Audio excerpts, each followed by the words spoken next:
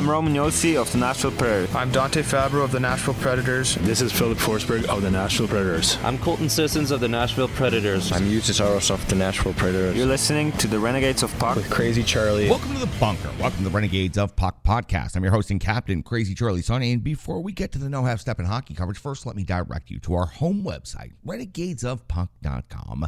Once you go to renegadesofpuck.com, you learn everything you need to know about the show. Once you're getting educated about the show, then you can click on that merchandise tab. It's going to take you straight to our classic logo tee, our pride logo tee, all of our different special event t-shirts, and so much more. All the gimmicks you've come to know and love and expect from the Renegades of Puck are all still available in our online store. Whether that's socks, throw pillows, wall arts, bed sets, it doesn't matter. We've put our logo on it. Trust me, something like 88 different gimmicks in our online store right now. Better said, we've sold out so that you can buy in. We sure do appreciate everybody who's picked up some Renegades of Puck merchandise recently. Social media is of critical importance to this operation, so listen up, Renegades. Here's how you can support the cause. You can find us on Threads, on X, on Facebook, Instagram, and also TikTok. That's right, 5 social media platforms we're currently on. You can find us on any of them, so please follow along and help us out with those. YouTube, you can give us a subscription and turn on those notification buttons, and we sure do appreciate everybody who's watching along on YouTube, whether that's the full episodes of ROP TV or it's our individual segments, our breakdowns of each game, analysis, previews, recaps, all that. You can find that all on our YouTube channel. So again, please give us a subscription and follow along right there. The audio podcast is doing incredibly well right now, thanks to the Full Press NHL Network. Full Press Predators podcast is now gone from local to global, and we sure do appreciate how hard everybody behind the scenes is working to help us continue making 2023 the best year in show history. You can find us on a couple of these different examples, so just search Renegades of Puck in your favorite podcast platform today. I almost used the old show name for a second there, but it's been a couple years, so the brain must not be working very well. Check us out on Google, Stitcher, Spotify, Amazon, a couple of other different podcast platforms. Wherever you prefer to listen to your shows, go ahead and search for Renegades of Puck. Venmo, that's how you can support the show financially. Scan the QR code that's currently on your screen. Just search Renegades of Puck in Venmo. Every dollar goes a long way to helping this operation here, so help us out if you can. Every dollar helps, and we have certainly made some significant upgrades here throughout the bunker over the last couple of years, and that's thanks to generous Renegades just like you watching and listening at home. Now listen, that's the Venmo thing. Scan the QR code, do all that. Now I know it's time for the No Half Step in hockey coverage, so let me deliver the goods. It's time for operation number 821. That's right, it's time for show number 821, and at this moment in hockey history, the Nashville Predators currently find themselves in last place in the Central Division. After 15 games skated, they have a record of 5-10. They have 10 points on the season. They are 13 points behind the first place Dallas Stars, and their next opponent, the Chicago Blackhawks, is one spot above them in the standings. So the battle for last place in the Central is officially on Saturday afternoon at Bridgestone Arena. Let's talk about the Central Division before we get into the individual matchup against the Chicago Blackhawks. I mentioned the Dallas Stars being in first place after 15 games skated. That's the most in the division. Several of the teams in the division have skated 15 times now. 11-3-1 for 23 points. They are 5 points clear of second place Colorado. They've only played one more game than Colorado, but the Avalanche, who started the season red hot, have certainly not been as late. Avalanche are 9-5-0 and have 18 points. The Jets have 18 points. St. Louis has 17 points. Arizona in fifth place has 16 points. And then this is where you see the drop-off. Minnesota has 12. Chicago at 10. Nashville also at 10. For the Nashville Predators, their next game will take place on home ice, where they have a record of 3-4. The Chicago Blackhawks on the road have a record of 4-5. The Preds have scored 44, while the Blackhawks have scored 34. The Preds have given up 52, while the Blackhawks have given up 45. Goal differentials of -8 for Nashville, -11 for Chicago. It's the first of 4 regular season meetings between these two Central Division rivals. Next one that will take place will be December the 5th in Chicago, and then January the 2nd, Nashville will host Chicago for the second and final time of the regular season, and then on April the 12th, Preds will go into Chicago one last time and face off against the Blackhawks. Now, after the Preds are wrapped up with this Blackhawks game, Monday they will face off against Colorado, Wednesday versus Calgary, Friday at St. Louis. So Thanksgiving week will bring us 3 total games, and then reset the cycle on Sunday versus Winnipeg, and then the 28th of November versus the Pittsburgh Penguins. Injury update for the Nashville Predators. We just got some good news on the injury front, then we get some terrible news. Luke Schenn is on injured reserve still. McDonough is still listed as day-to-day. And unfortunately, here's the update. Tommy Novak is now listed with an upper body injury, out 4 to 6 weeks. That is definitely going to hurt for the Nashville Predators because all he does is make plays for this Predators team. Now, let's talk about the Blackhawks briefly, and then we'll talk about the matchup in the NHL rankings and the numbers between these two teams. The individual stats will follow after that. In the most recent 5 for the Blackhawks on the 30th of October, it was an 8-1 loss at Arizona. On the 4th of November, it was a 5-2 win versus Florida. On the 5th of November, a 4-2 loss versus New Jersey. On the 9th of November, a 5-3 win at Tampa Bay. That's an impressive victory right there. And on the 12th, most recently, a 4-3 loss at Florida. This team will play on Thursday at home versus Tampa Bay. They've already played Tampa Bay once in their last 3 games. We'll update on Friday to have you fresh standing stats and analysis right there. But for now, Thursday is when the Blackhawks' next game will be. The Nashville Predators will not play again until Saturday when they host the Blackhawks. Take a look inside the numbers, the matchup, the rankings for these two teams. Let's start in the goals for category, and I'm going to just go ahead and prepare you. There's not a lot of very impressive or attractive looking statistics in this matchup. In the goals for category, the Preds are scoring 2.93 per game. That's 21st overall in the NHL, while the Blackhawks are scoring 2.62 per game. That is 27th in the NHL. So those numbers would indicate we're headed towards a low scoring game. Goals against category, the Preds are giving up 3.47. That's 24th in the NHL, while the Blackhawks are giving up 3.46. That's 23rd in the NHL. That number indicates we may have a high-scoring game. So we really don't know what we're getting into with these two teams. We do know that comparably, the statistics and the standings, they're evenly matched. So for the Predators, we may have finally found an opponent they can skate with while they're going through the funk that they are in. We left off on the shots for category. 30.7 for Nashville is 18th best in the league. In the shots for category for Chicago, 27 per game is 31st, next to last. Shots against, 29.7 for the Predators is 11th. It's the most attractive number on the entire matchup. Shots against category for Chicago, giving up 34.8, is 31st overall in the NHL's second consecutive statistical category, where the Blackhawks are next to last in the league. In the special teams department, this is not going to be pretty either. The power play for the Preds, 20.6% conversion rate, 16th overall, 13 out of 63. The Chicago Blackhawks power play is converting at 10.9%, 28th in the NHL, 5 out of 46. On the penalty kill, 70% kill rate for the Preds is 31st overall, 15 power play goals against. None of those numbers look good. The penalty kill for the Chicago Blackhawks, 79.6% kill rate. That's 14th best in the NHL. They've only given up 9 power play goals on the season. Now, listen, every team has a load of individual high-skilled players. It is the NHL level. Who I always like to talk about the top 5 individual scores on each team. I know a lot of people in Nashville excited for the first time to see Connor Bedard. So let's start on the Chicago Blackhawks side of things. And so far, Connor Bedard is off to a fine rookie season. 9 goals, 4 assists for 13 points. He's 4 points ahead of Luke Evangelista in the Calder scoring race.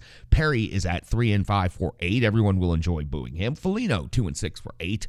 Donato, 3-4 for 7. And Johnson, 4 goals, 2 assists for 6 points. Over on the Nashville Predators side of things, Philip Forsberg continues to lead the team in scoring with 7 goals and 11 assists for 18 points. 18 points in 15 games. He's increasing his points per game over the last week or so. O'Reilly, 8 goals and 6 assists for 14 total points. Tommy Novak on injured reserve next 4 to 6 weeks, but still has 6 goals, 6 assists for 12 points. The captain, Roman Josi, 3 goals and 8 assists for 11 points. And Luke Evangelista, I mentioned just a second ago because of the Calder scoring race, 1 goal, 8 assists for 9 total points. In net, the anticipated matchup, and these numbers are just getting disappointing, and we will talk more about this. UC Saros, 4-9 on the season, 8.92 save percentage, 3.23 goals against average. You know how I feel about those numbers. A save percentage below 9, goals against average above 3. Those are not NHL qualifying numbers at this point in time. UC Saros is a great NHL talent, but right now, his numbers are not NHL qualifying. And if he didn't have the history and the backtrack and the record that he has, he would probably be on his way to the minors for a conditioning assignment. In net for the Chicago Blackhawks, Peter Mrazek, we've seen him plenty of times in the past here in Nashville, 4-3-0 on the season, a 9.21 save percentage. See what I mean? Mrazek has a 9.21 save percentage for a team that has the same number of points as the Predators, while UC Saros is an 8.92 save percentage, 2.84 goals against average. All right, that's got you all set up for the matinee on Saturday afternoon between the Nashville Predators and the Blackhawks. Like I said, because the Blackhawks play on Thursday night, we will do an updated version of this opening segment on Friday, and we will make sure that we get you the latest information, standings, and statistics. That's easy enough for us to do here in the bunker. All right, that's got you set up. We've got to go back sometimes I don't want to, but we have to go back. We have to talk about the Anaheim Ducks game. It's called the Rebirth Sports Full Game Recap, and it's coming up next on the Renegades of Puck podcast. Hockey players are as unique as the game itself, and your uniform should be tailored to fit you. Rebirth Sports is your sports apparel tailor. From shells, bags, warm-ups, hats, hoodies, branding, and more, let Rebirth Sports be your custom hockey tailor. And don't forget to tell them they do more than just hockey. Rebirth Sports on Facebook, Twitter, and Instagram. Rebirth Sport, a match made in hockey. It's now time for the Rebirth Sports Full Game Recap. We go all the way back to November the 14th of the year 2023 when the Nashville Predators were at home to face off against the Anaheim Ducks at Bridgestone Arena. Nashville Predators head coach Andrew Brunette deploys his lines in the following way. Forsberg, O'Reilly, and Nyquist, Sherwood, Glass, and Evangelista, Trennan, Parsonen, and Sissons. Tommy Novak out of this game with an injury 4 to 6 weeks. Foodie, McCarron, and Smith make up your fourth line. Yossi and Fabro, your first defensive pairing. Luzon and Carrier. McDonough still out of the lineup day-to-day. Del Gaizo and Barry are your third defensive pairing. And UC Saros gets his start in net on home ice. 1:16 into the first period, it is UC Saros coming up with a save on Cam Fowler, his first save of the game and the first shot on goal of the game. At 1:28 of the first period, we find our first penalty in our first special team scenario of the game. It's McTavish. He's off to the box, 2 minutes for holding. UC Saros, though, comes up with the big shorthanded save on Vetrano's backhand, and then Gibson comes up with a save on Glass. At 4:14 in the first period, Gibson comes up with a save on Michael McCarron. McCarron in the lineup over Philip Tomasino in this game. 4:50 at the first period, Gibson comes with a save on Luzon through traffic. Good shot there by the Nashville Blue Liner. 5:55 of the first period, Gibson comes with a save on Luzon again, this time at much closer range, and this time off the backhand. At 9:49 of the first period, Vakanainen goes off to the box, 2 minutes for holding. Gibson comes up with a save on Forsberg through the defensive screen. As a matter of fact, the shot went through the defenseman's legs. Great tracking there by Jonathan Gibson. Forsberg then hits the iron on the near side, and then Gibson comes up with a save on Yossi. Shot on goal at this point in the game is Nashville 10, Anaheim 2. We're just over halfway through the first period. 13:07 of the first period, UC Saros comes up with a save on Jones at 13:38. The first period, Alex Carrier is off to the box, 2 minutes for boarding. We would see an outstanding penalty kill by the Nashville Predators. They would not give up a single shot against, and it would be Fabro and Sissons doing the work out there on the PK for the Nashville Predators. At 18:49, Lacombe off to the box, 2 minutes for hooking, prevented a backdoor scoring chance, maybe more than that, might have prevented an actual goal by the Nashville Predators. He'll go off to the box for potentially 2 minutes. That's where we'll find Gibson coming up with a save on Philip Forsberg. We hit the end of the first period. Nashville out shooting Anaheim 11-5 in the first period. No score in the first period, but the power play for the Preds will carry over for 49 seconds into the second period. We start on that clean sheet in the second period, and not much is happening for the Nashville Predators. But as soon as the power play expires, just 14 seconds after the power play is the exact number, at 1:03 of the second period, it's Philip Forsberg scoring his 7th goal of the season, the first goal of the game, giving the Nashville Predators a 1-0 lead over the Anaheim Ducks at Bridgestone Arena. This goal was just absolutely otherworldly, sick. Whatever adjective you can think of to put to this goal, it applies. He tapped the rebound into the air. The rebound was already in the air. Lifted the rebound up and then tapped the rebound down. So he hit the puck out of midair 2 consecutive times and then kissed it off the post and had it trickle across the goal line just for effect to really put the exclamation point on it. But Philip Forsberg, a double tap out of the air, his 7th goal of the season. He is really just red hot as of late. Now, the Preds do lead 1-0 on home ice on Forsberg 7th. 2:16 of the second period, Saros coming up with a save on Cam Fowler at 3:20. Saros a save on Minchukov and his deflection at close range. At 6:46 of the second period, Gibson comes up with a save on Sherwood. 6:56, Saros a save on Jones's redirect. Again, another close range scoring opportunity. At 7:17 of the second period, it's Sherwood off the box. 2 minutes for high sticking. Again, the Nashville PK is just incredible. This time, McCarron, Trennan, O'Reilly all chipping in to give up 0 shots against and honestly limit the Ducks to almost no zone time on the power play. Just truly an incredible PK by the Nashville Predators. We go to the 9:20 mark mark of the second period. Saros comes up with a save on Terry. 9:47. Gibson comes up with a save on the captain, Roman Josi. 11:52 of the second period. Uzi Saros comes up with a save on Silverberg. At 12:49, we've got a situation. It's Luzon versus Gudis. They're both going to get 5 minutes, but Strome is going to pick up an additional 2 minutes for stepping in at the beginning of the fight.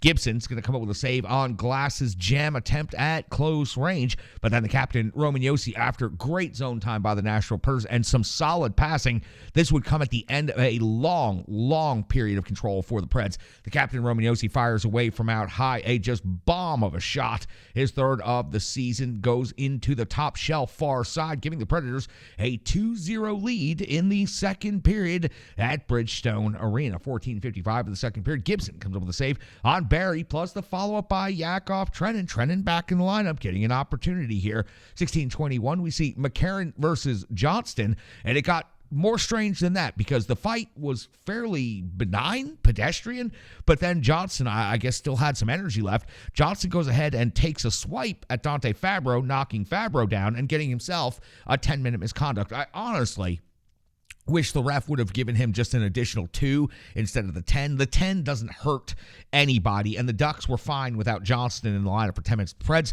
deserved a power play for Dante Fabro getting swiped at and knocked down there on this play. So that situation, McCarron versus Johnson, not a great fight. A very interesting follow-up, though, after the fight. 17:28 of the second period, and there it is. If the Nashville Predators won the power play, this probably wouldn't be happening. Fowler scores his second goal of the season. It was a wrist shot that glanced off the D. It was the Ducks' 10th shot of the game. Coming at 17:28 of the second period, the Ducks only have 10 shots on goal. Fowler's shot barely tips off the D. I honestly, I'd like to say it's a soft goal because Saros saw it. There was no traffic in front, but it did skip off of the defenseman, so I'll leave it at that. Nashville 2, Anaheim 1. 17:56 of the second period. Gibson comes up with a save on Yossi's wraparound chance. At 18:07, Saros comes up with a save on Frank Vetrano. At the end of the second period, Nashville Predators lead 2-1 and are out shooting Anaheim 22-11. We go to the backside of the sheet, and we get a clean sheet of ice for the third period. We're 1:43 into the third period, and it's Gibson coming up with a save on Luzon. Again, Luzon was all over the place offensively. At 4:11 of the third period, though, it's Ratko Gudas with his third goal of the season, left wide open from the blue line all the way down the slot. He crashes hard with the wrist shot. Not the best goal in the world for the Nashville Predators to give up. Up by 1 goal, and they give up a wide open in the slot to a defenseman who is not out there for his offensive abilities. His third goal of the season ties the game up at 2 apiece. At 8:44 of the third period, Saros comes up with a save on Minchikov. At 8:59, Saros comes up with a save on Jones. At 9:07, UC Saros comes up with another save on Jones. It was the best zone time of the entire game for the Anaheim Ducks, and by far the most shots on goal they generated at any point in time during this shift. Minchikov and Jones were just absolutely raising hell out there against this Nashville Predators team. At 10:23, Killorn is off the box. 2 minutes for holding on Parsonen. Incredible effort by Juuso Parsonen right here. Puck control, dancing all around from the end wall to the half wall, back to the net, gets a scoring opportunity, and earns a power play for his Nashville Predators team. Gibson would come up with a save on Forsberg with the mask. It appeared the cage was broken, and if it wasn't, it was just a savvy veteran play right there by John Gibson. Immediate whistle because of the potential problem with the mask.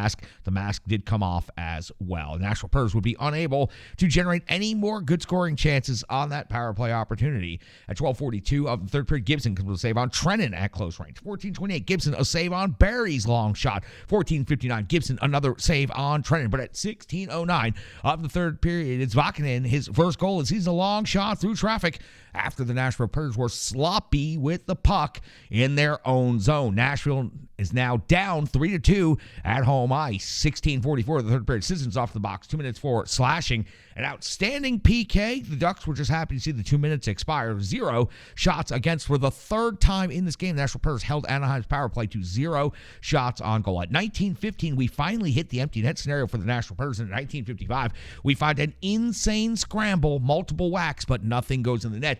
the Anaheim Ducks almost paid a heavy penalty for getting greedy with 13 seconds left, firing the puck the length of the ice and taking an icing when they had full control of the puck and could have just slid into the neutral zone to end things. And that insane scramble leads to nothing for the Nashville Predators. They fall 3-2 to the Anaheim Ducks on home ice. They outshoot Anaheim 31-20. 31-20. They held the Anaheim Ducks to 11 shots on goal through 2 periods. They gave up 20 for the entire game, and they lost 3-2. And I don't care about the Anaheim Ducks' sixth comeback of the year in the third period. The Predators should have been well aware that was coming. And the Nashville Predators now have blown 4 2-goal leads in 3 games. Completely unacceptable for the Nashville Predators. They are not the best team in the NHL. They're certainly not supposed to win the Stanley Cup this year, but by God and sweet hockey, Jesus, you can play better hockey than that, especially with your home rink, blowing 4 2-goal leads in 3 games. Barry Trotz was going to get on the phone. You could tell he was pissed off at the end of that game. That's going to do it for the end of the Rebirth Sports full game recap analysis coming up next. Hello, hello, hello. I'm Tracy, owner-operator of Strong Style Fitness. And that's me and my training assistant, Rizzo. And we are here to bring you fitness that meets you where you are by offering circuit classes, bar-inspired classes, Tabata workouts, boot camps, guided stretching, and more, all taught by a certified personal trainer, me. To learn more, go to our website, strongstylefit.com. Subscribe on YouTube at Strong Style Fitness. Follow on social media at Strong Style Fit. But most importantly, let's get you moving. It doesn't matter if it's your first workout or you've been doing it for years. Strong Style Fitness has the workout that meets you on your journey and helps you along the path to a happier, healthier life. I understand where you've been, what you were going through, and where you were going, and I want to take you there. We'll see you on the mat. Mwah. UC Saros in this game was 17 out of 20, and I scribbled the note down during the game. Is he broken? Because, let's face it, the work recently is not very impressive. Not facing the highest workload, 3 goals against on only 20 shots against, only making 17 saves against the Anaheim Ducks. It's a save percentage of .850, and it's somewhere UC Saros should never find himself. Now, listen. I listened to the coach afterwards, Andrew Brunette. He says UC Saros is playing just fine. It's the team in front of him that has to improve, and I cannot disagree with what Andrew Brunette is saying, but this is the first season Andrew Brunette has had UC Saros in net for him. It's the first season he's been a head coach. While I have tracked every single game that UC Saros has played in his entire career here in Nashville, and I have to tell you, the team in front of him is not playing as good as they can, but UC Saros is not playing good. He is not anywhere near good. Right now, a record of 4-9, 8.92 save percentage, 3.23 goals against average. The Nashville Predators have relied on him to steal games in the past. He's not anywhere near stealing games at this point. He's costing them games. Listen, when UC Saros has a clean look at a long shot and it ends up in the back of the net, something's not right. His edge work, his tracking, his focus, all of these things are noted to be otherworldly. We're not seeing any of that right now. UC Saros' game is in a funk. The team in front of him may not be playing very good at all, but for UC Saros, 3 goals against to 3 defensemen against the Anaheim Ducks. Multiple times he's been spotted 2-goal leads and unable to do so. I think mental lapses is not just something affecting the forwards and the defensemen, but it's also affecting the goaltender. So for UC Saros, you could say the team in front of him is not playing that good, and I will agree with that, but only to a point.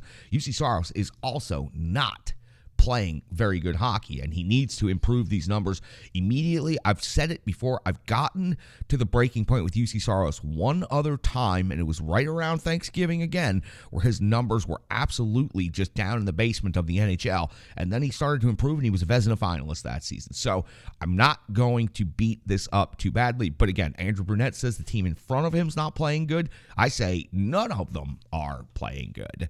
A couple of things. It's a rebuild era, so we're going to find positives no matter what, no matter the score, no matter the record. We're going to find things we can talk about that are positive because the future of this team is what we are seeing starting to build in front of our very eyes. Philip Forsberg has been a part of the past. He's a part of the present, and he's a part of the future for this team.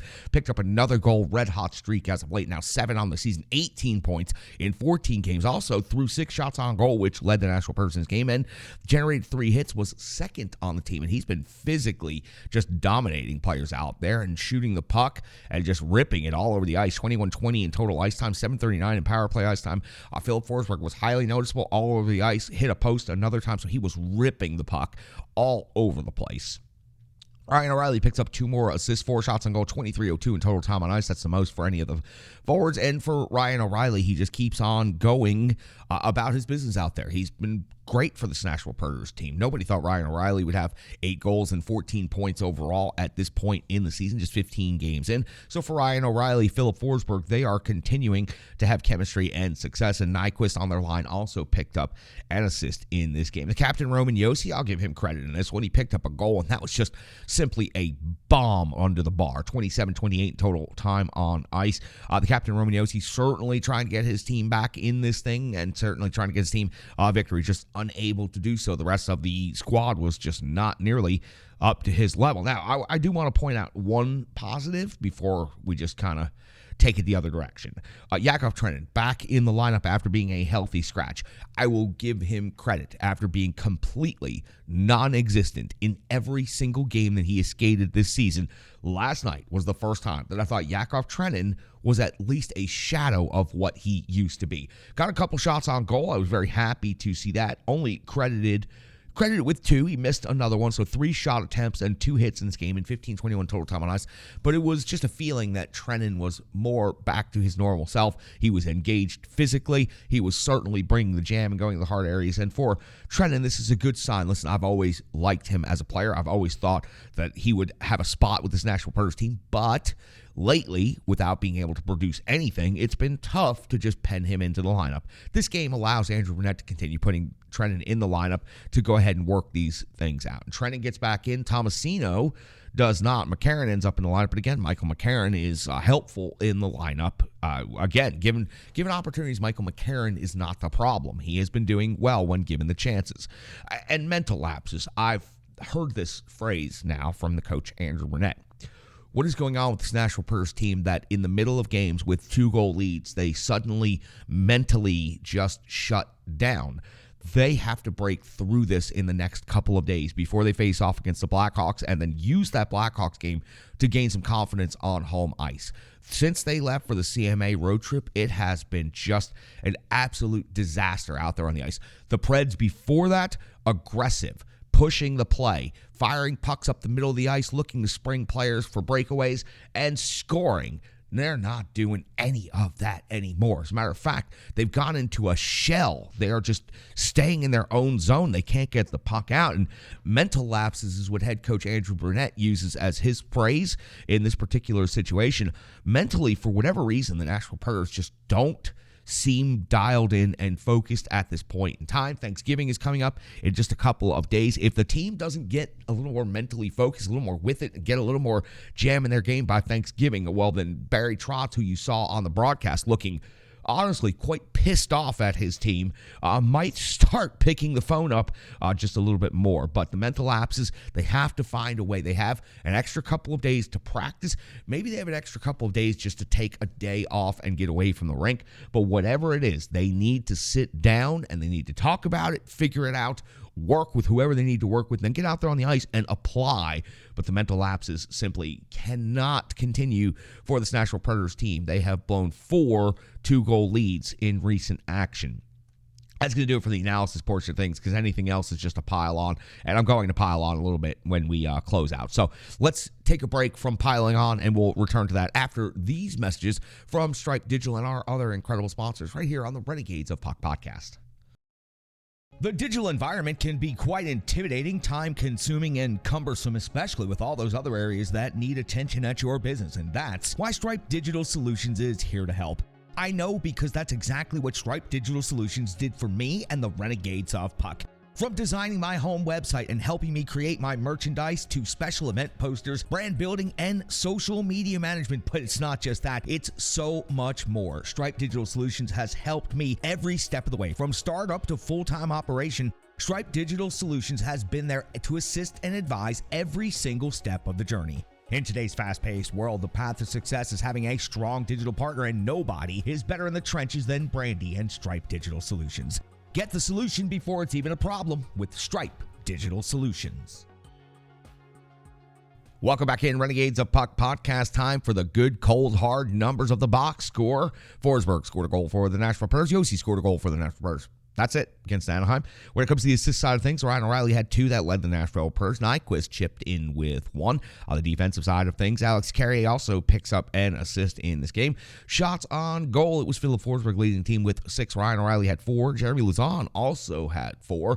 Lauzon shooting from high, shooting from low, trying wraparounds. He's all over the ice as of late. So Lauzon just absolutely incredible out there on the rink, at least giving his all and trying as hard as he can. Not bad for a defenseman that stepped up to the second pair since McDonough has been out. He deserves a little bit of credit for that. When it comes to block shots, 3 defensemen, a trio of D, each had 2. Delgaizo, Fabro, and Yossi all had 2. Barry had 1. Not a lot of block shots overall for the Nashville Predators team. As a matter of fact, there was only 3 by the entirety of the forward group. When it comes to hits and the physical play, it was Sherwood leading the way with 4. It was Forsberg with 3. Trennan also added in 2. I just want to mention that. Everybody else that did register a hit, only 1 in their category. Delgaizo had 1. Smith had 1. I'm going through it. Parsonen had 1. That's it.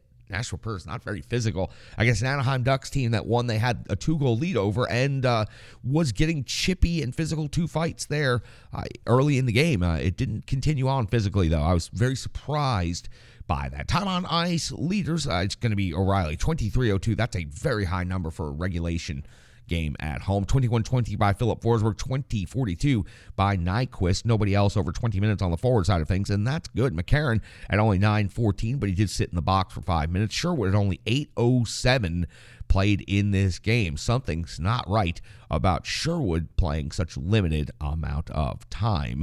On the defensive side of things, Captain Romaniosi skated 27:28, and Fabro skated 20:22. Everybody else under 20 minutes. Power play time on ice, and it should have been more effective than it was. 7:55 for Nyquist, 7:39 for Forsberg, 7:18 for O'Reilly. They did not do nearly as much work as they needed to do. Tommy Novak not being on that power play unit certainly is going to hurt. 7:49 for the captain, Roman Yossi, time on ice on the power play. The only other defenseman that registered more than a minute was Barry at 2:17. Fabro with all of 12 seconds of power play time. On the penalty kill unit, let's start on the defensive side of things. They led on the team. 3:32 by Lauzon, 3:12 by Yossi, 2:22 by O'Reilly, and 2:20 by Nyquist on the forward side of things. Let's give McCarron some credit on the PK too, because he worked really hard. Only skated 9:14 in total time on ice. 155 of that was on the PK, and also got himself in a good scrap in this game. 13 total shifts for McCarron in that one.